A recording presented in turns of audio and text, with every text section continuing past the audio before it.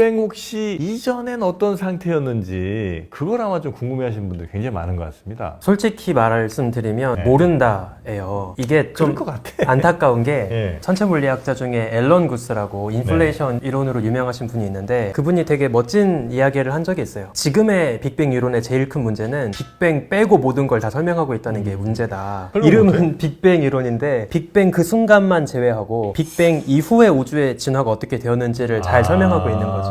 약간 재밌는 게 빅뱅 이전이라는 개념 자체가 물리적으로는 성립되지 않다 보니까 많은 물리학자, 천문학자들이 사실 원하시는 답은 갖고 있지 않고 대신 왜 그걸 모르는지에 대한 다양한 변명만 늘어놓을 수밖에 없는 거예요. 네네. 그래서 제일 간단하게는 결국에 우주가 빅뱅 순간에 가까이 다가가면 밀도가 무한한 시점이 되거든요. 근데 이게 물리학에서 뭔가 무한해지기 시작하면 이건 수학적으로 성립되지 않는 시점이 와요. 그러니까 엄청 크다까진 괜찮은데 진짜 무한하다가 되면 이게 분모에 들어갔을 때 완벽하게 이제 제로로 수렴하다 보니까 물리학적으로 설명할 수 없는 시점이 오게 되고 그래서 명확하게는 빅뱅 이전이라는 건 물리학적으로 성립되지 않는다라고 이야기를 하는 거죠. 옛날부터 이런 질문들을 사람들이 많이 한 것 같아요. 모든 것의 시작 이전에 그럼 뭐가 있었느냐 이런 인과관계 우리가 갇혀있다 보니까 항상 그 이전을 상정하는데 되게 유명한 썰이 있어요. 그 아우구스티누스라고 이제 사제가 그때에도 자신들의 신도들이 물어보는 거예요. 이 우주의 시작 이전엔 그럼 뭐가 있었습니까? 라고 물어보니까 그때 그 사제는 뭐라고 했냐면 그런 질문을 하는 사람들을 가두기 위한 지옥을 조물주가 만들고 계셨다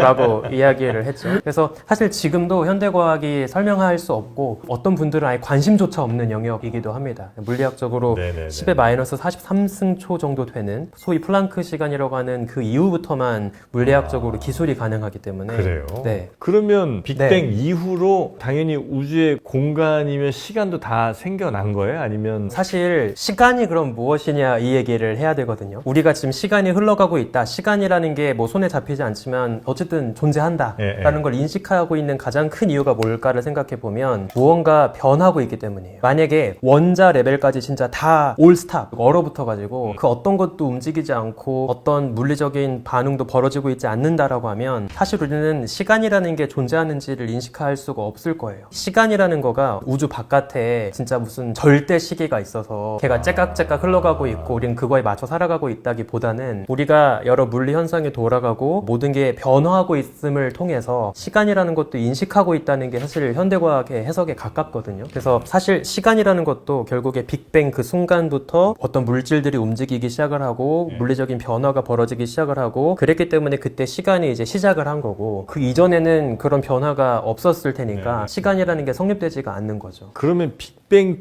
직후의 시간 흐름과 지금의 시간 흐름이 우주 밖에서 이렇게 보면 달라요? 그때는 되게 빨리 가고 네네. 지금은 되게 천천히 간다든지. 정말 좋은 질문이신데 너무 안타깝게도 치사한 답이라고 하실지도 모르겠는데 우주 밖의 관찰자는 상정하기가 어려워요. 우주는 우리가 항상 관찰자가 안에 갇혀있는 시스템이기 때문에 우주 밖에서 무언가를 본다라는 이야기를 상정하는 게 조금 어렵고 근데 그런 건 벌어져요. 예를 들어서 우리가 먼 우주를 보잖아요. 그럼 옛날 옛적에 빅뱅 직후의 우주를 볼 땐 그 시공간은 이미 빠른 속도로 멀어지고 있어요. 그러면 빠르게 도망가는 세계를 지금 보고 있는 거다 보니까 실제 그 속도에 의한 상대론적인 현상도 벌어져요. 빠르게 물러가는 것 때문에 벌어지는 일종의 시간 지연이 나타나는 거죠. 그래서 그런 것들은 다 관측적으로 검증이 되는데 단순하게 우주 밖에 있는 어떤 가상의 관찰자가 어떻게 시간을 보았을 것이냐라고 하기에는 조금은 어려운 측면이 있죠. 우리 저 교수님은 지금 이쪽에는 큰 관심이 없으신 모양이에요. 약간 좀 이야기에 집중 못 하시는 느낌을 좀 받았습니다.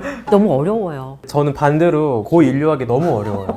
어려워서 재밌는 것 같아요. 그리고 전 좀 부럽기도 한 게 어쨌든 파다 보면 뭔가 손에 닿는 무언가가 나오긴 하잖아요. 근데 저희는 사실 다가갈 수조차 없으니까 더 형이상학적인 좀 측면이 있고 좀 더 실증적인 이야기를 하시는 것 같아서 약간 부러운 측면도 있어요. 혹시 저 빅뱅 초기에 이제 우리로부터 멀어진 별은 초기에는 되게 빨리 멀어졌다가 천천히 멀어지는구나라는 걸 우리가 측정할 수 있나요? 우주 팽창의 속도 변화를 알 수 있느냐? 알 수 있죠. 아, 그래요? 네. 그래서 우리가 빅뱅으로부터 우주가 팽창했다라는 큰 그림에 모두 합의를 했지만 천문학에서 또 제일 핫한 토픽이 그래서 그 팽창 속도가 느려지고 있느냐, 빨라지고 있느냐, 일정하게 유지되고 있느냐, 시시각각 변하고 있느냐 이제 이런 이야기를 사람마다 다 다르게 하고 있는 거죠. 이제 얼핏 그냥 생각할 때는 여기서 이렇게 멀어졌잖아요. 광속보다 맨 처음에 빨리 멀어졌으면 그 빛은 우리한테 영원히 안 올 것 같고, 대신 광속보다 느리게 움직이는 타이밍이 오면 그때부터 이제 그 빛이 이제 우리한테 도달하지 않을까? 생각을 좀 하거든요. 그건 맞나요? 너무 정확한 질문이신 게, 만약에 빛을 처음 쏠 때부터 빛보다 빠르게 멀어졌다면 당연히 그때 쏘기 시작한 빛은 우리한테 안 올 거예요. 근데 빛보다 빠르게 멀어지기 전부터 날아오던 빛이 있었다면 그거는 사라지기 전까지는 우리한테 날아오겠죠. 와, 근데 빛의 속도로 만약에 똑같이 간다고 치면 걔는 영원히 못 보는 거죠? 그쵸. 오래 전부터 날아왔던 건 늘어진 파장으로 계속 보게 되지만, 말씀하셨듯이 빛의 속도로 이미 빠르게 도망가고 있는 그 시점에서 그때서야 쏘기 시작한 무언가가 있다면 걔는 오기 어렵겠죠. 그럼 빛보다 빨리 갈 때는 이제 안 오잖아요. 네. 그러다 이제 서서히 느려지면서 이제 빛보다 느려지는 타이밍부터 이제 올 거 아닙니까? 그럼 이제 이 전에, 속도가 느려지기 전에 빛은 안 오고 속도가 느려진 이후의 빛만 우리한테 오는 거죠? 그럼 이 친구가 안 맞을 수도 있는 거 아니에요? 실제로 뭐 70억 년쯤 됐다고 생각했지만 사실 그 전 빛은 너무 빨라갖고 안 왔어서 원래 100억 년 되는데 한 30억 년 정도는 그냥 까먹고 그 뒤에 빛만 온 거는 아니에요? 자, 이해하셨어요, 교수님? 창피해서 질문을 할 수가 없어요.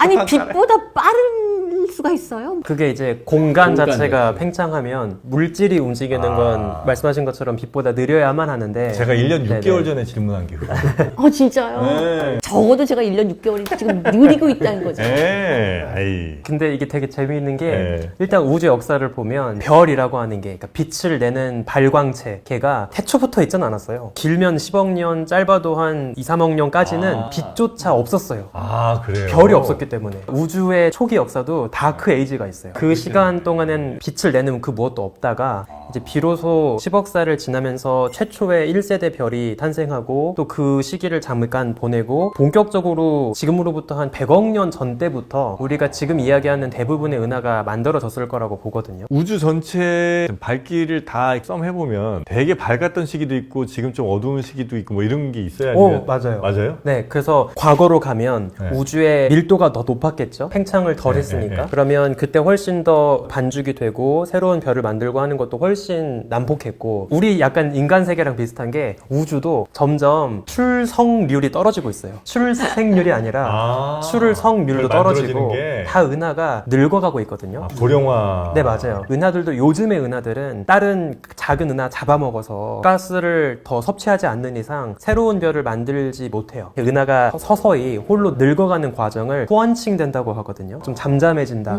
그래서 이런 은하들의 노화가 다 벌어지고 있고, 우주도 과거에 베이비 붐 시대가 있었고 지금은 이제 좀 사그라드는 역사 속에 있는 거죠. 재밌죠? 교수님? 네. 그만큼 우주도 또 매력이 있습니다. 그러게요.